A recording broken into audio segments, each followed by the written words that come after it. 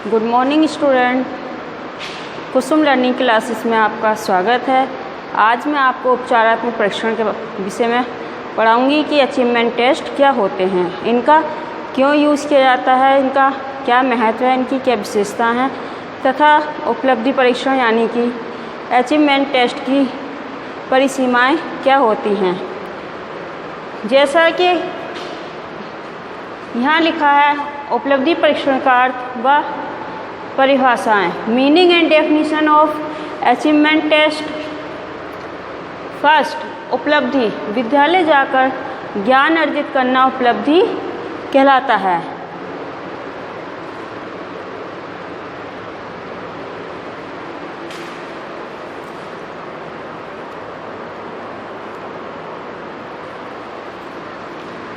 परीक्षण एक व्यक्ति या समूह के कौशल, ज्ञान, क्षमताओं या प्रवृत्ति का मूल्यांकन करने का साधन है।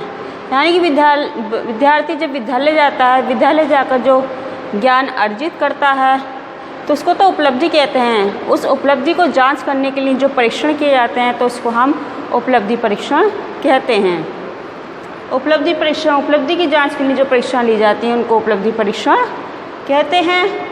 वैसे तो उपलब्धि परीक्षण की अनेक वैज्ञानिकों ने, मनोवैज्ञानिकों ने अनेक परिभाषाएं दी हैं, लेकिन यहाँ पर एक परिभाषा है कि फ्रीमैन के शब्दों में उपलब्धि परीक्षण वह अभिकल्प है जो एक विशेष विषय या पाठ्यक्रम के विभिन्न विषयों में व्यक्ति के ज्ञान, समझ व कौशल का मापन करता है। अब यहाँ पर एक शब्द आया अभिकल्प। अभिकल्प मीन्स डिजाइन, यानी कि जो उपचारात्मक परीक्षण है उसमें हम अपने विषय के अलग अलग क्षेत्र में जाके अलग अलग परीक्षाओं द्वारा, जब हम किसी एग्ज़ाम में बैठते हैं तो उससे पहले क्या होती है, एक प्रवेश परीक्षा होती है। उस प्रवेश परीक्षा को हमें पास करना होता है। अगर हम उस प्रवेश परीक्षा को पास कर लेते हैं तो हमें उस परीक्षा में एडमिशन मिल जाता है, यानी कि प्रवेश मिल जाता है। और अगर हम परीक्षा पास नहीं कर पाते हैं तो उसमें प्रवेश नहीं मिलता है। जैसा कि आप जानते हैं कि उपलब्धि परीक्षण, अभी मैंने आपको बताया कि उपलब्धि क्या है, परीक्षण क्या है, यानी कि उपलब्धि परीक्षण क्या है। अब जैसा कि जानते हैं कि एक विद्यार्थी जब विद्यालय में जाता है तो वो ज्ञान अर्जित जो करता है उसको उपलब्धि कहते हैं। और उपलब्धि की जांच जिन परीक्षणों के द्वारा की जाती है उनको उपलब्धि परीक्षण कहते हैं। प्राचीन काल में क्या होता था कि मौखिक परीक्षाएं होती थी, क्योंकि वहाँ पर टीचर ज़्यादा होते थे और स्टूडेंट कम होते थे, इसलिए वे आसानी से परीक्षाएं ले लिया करते थे। लेकिन आज के टाइम में क्या है, एक तो समय बहुत कम है, समय की बचत की जा रही है और हमारे साधन भी सीमित हैं, बच्चे ज़्यादा हो गए हैं, टीचर्स कम हैं, इसलिए मौखिक परीक्षा कराना संभव नहीं है। तब हम लिखित परीक्षा यानी कि रिटन एग्ज़ाम कराते हैं और रिटन एग्ज़ाम के बेस पर ही हम उनकी मार्किंग करते हैं, उनका स्कोर देखते हैं कि किसने कितनी उपलब्धि प्राप्त की है।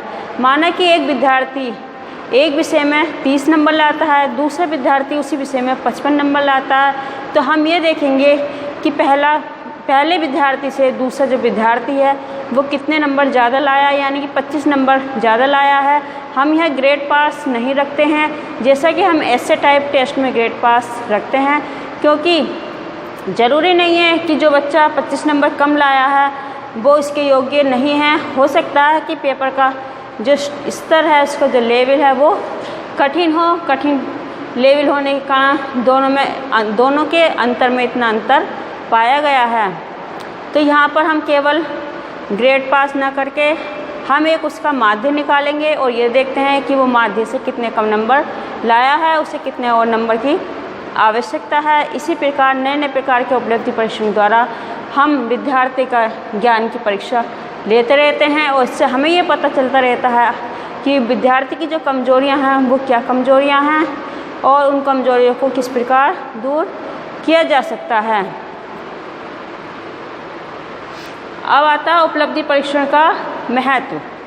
उपलब्धि परीक्षण के द्वारा हमें ये पता चल जाता है कि विद्यार्थी ने कितना सीखा है और कितना नहीं सीखा है, उसे कितने सीखने की और आवश्यकता है, उसे सीखने में किस किस प्रकार की कठिनाइयाँ आई उन कठिनाइयों को हम किस प्रकार से दूर कर सकते हैं।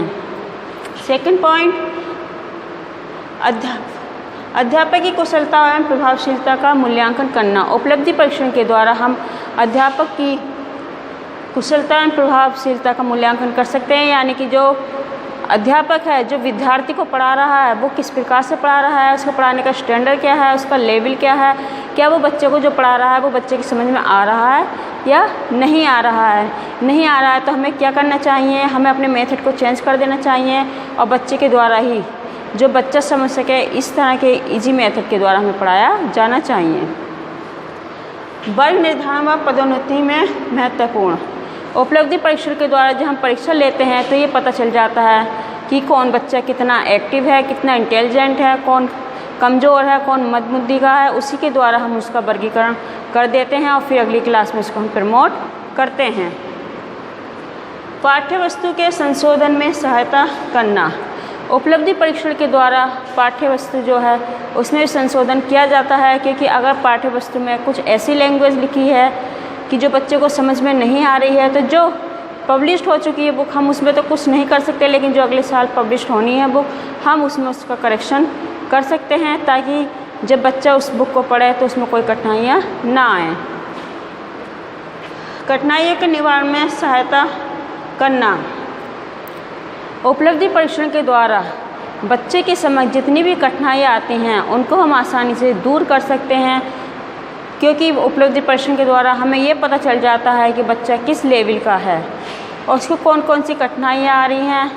तो हमें आसानी हो जाती है बच्चे की कठिनाइयों को दूर करने में और पढ़ाने में भी, क्योंकि जब बच्चे को हम पढ़ाते हैं तो हम सबको एक ही लेवल से पढ़ाते हैं, लेकिन जब हमें पता चल जाता है कि कौन बच्चा कमज़ोर है, कौन बच्चा तेज़ है पढ़ने में, तो उसके ही अकॉर्डिंग हम अपनी शिक्षा बच्चों को देते हैं। शैक्षिक स्तर का पता लगाना। उपलब्धि परीक्षण के द्वारा हम शैक्षिक स्तर का पता आसानी से लगा सकते हैं, क्योंकि इससे क्या होता है बच्चे का लेवल आसानी से पता चलता चला जाता है कि बच्चा कितनी प्रोग्रेस कर रहा है और उससे कितनी और उसके साथ मेहनत करनी है, जिससे कि वो एक प्रतिभाशाली बच्चे के समान जो कमज़ोर बच्चा है वो हो जाए।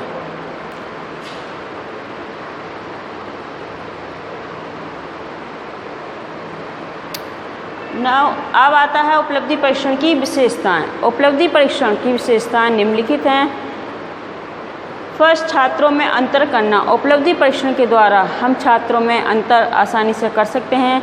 उनको मध्यम वर्ग वाले, कमजोर प्रतिभाशाली बच्चे, कमज़ोर बच्चे, मंदबुद्धि बच्चे, हम अलग अलग भागों में बच्चों को हम आसानी से बांट सकते हैं। अगर हम उपलब्धि परीक्षण नहीं लेते हैं तो हमें पता भी नहीं चल पाता है कि कौन बच्चा कितना कमज़ोर है और कौन बच्चा कितना तेज़ है। विशेष सामग्री व्यापक। विशेष सामग्री व्यापक का मतलब है कि उपलब्धि परीक्षण का जो विषय वस्तु होती है बहुत ज़्यादा व्यापक होती है और उसको बहुत विस्तारपूर्वक पढ़ाना पड़ता है और पढ़ना भी पड़ता है, ताकि बच्चे की जो कठिनाइयाँ हैं उसकी जांच की जाती है, उसकी पढ़ने में जो कठिनाइयाँ आ रही हैं वो क्यों हो रही हैं और उसे किस प्रकार हम दूर कर सकते हैं। पॉइंट नंबर 3, विश्वसनीयता। उपलब्धि परीक्षण में एक विश्वसनीयता होनी आवश्यक है, क्योंकि अगर रिलायबिलिटी नहीं होगी तो वो टेस्ट वैलिड नहीं होगा। अगर हमने बच्चे का आज टेस्ट लिया है, उस टेस्ट में जो नंबर आ रहे हैं, अगर वही एक हफ्ते बाद हम दोबारा टेस्ट लेते हैं उस टेस्ट में भी वही नंबर आएँ, तो इससे साफ हो जाता है कि ये टेस्ट की जो विश्वसनीयता है वो अच्छी है और जो टेस्ट जो है वो रिलायबल है।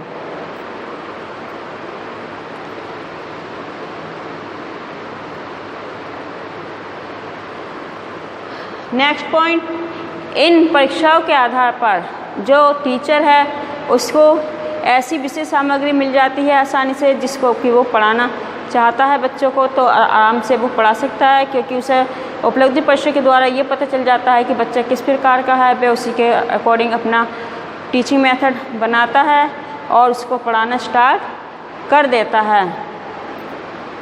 इसके बाद आता है उपलब्धि परीक्षण की परिसीमाएं। उपलब्धि परीक्षण की परिसीमाएं निम्न हैं। उपलब्धि परीक्षण जो है, उपलब्धि परीक्षण से क्या होता है कि उससे समय अधिक लगता है बचत कम होती है, खर्च भी ज़्यादा आता है, तो उसके द्वारा उपलब्धि परीक्षण में बहुत ज़्यादा खर्च और समय अधिक लगने के कारण इसे कुछ लोग सही नहीं मानते हैं, क्योंकि इसमें खर्चा ज़्यादा आता है और समय भी ज़्यादा देना पड़ता है। क्योंकि जो हम टेस्ट ले रहे हैं बच्चे का, उसमें उसकी जो विश्वसनीयता है वो भी होनी चाहिए। अगर वो टेस्ट विश्वसनीय नहीं है तो वो वहाँ पर क्या होता है, वो फेल हो जाता है। इसी प्रकार उपलब्धि परीक्षण से क्या होता है कि जो बच्चे की कठिनाइयाँ हैं उनको दूर किया जाता है, वो जो बच्चा कमज़ोर है उसकी कमज़ोरी को दूर कर दिया जाता है, और अनेक प्रकार की जांच करने में भी उपलब्धि परीक्षण क्या होता है, बहुत ज़्यादा महत्वपूर्ण होता है। और उपलब्धि परीक्षण के द्वारा ही विद्यार्थी की मनोरुचि, रुचियों और उसके मापन, उसके जो लेवल है एजुकेशन प्राप्त करने का, वो सभी चीज़ उपलब्धि परीक्षण के द्वारा प्राप्त हो जाती है। धन्यवाद।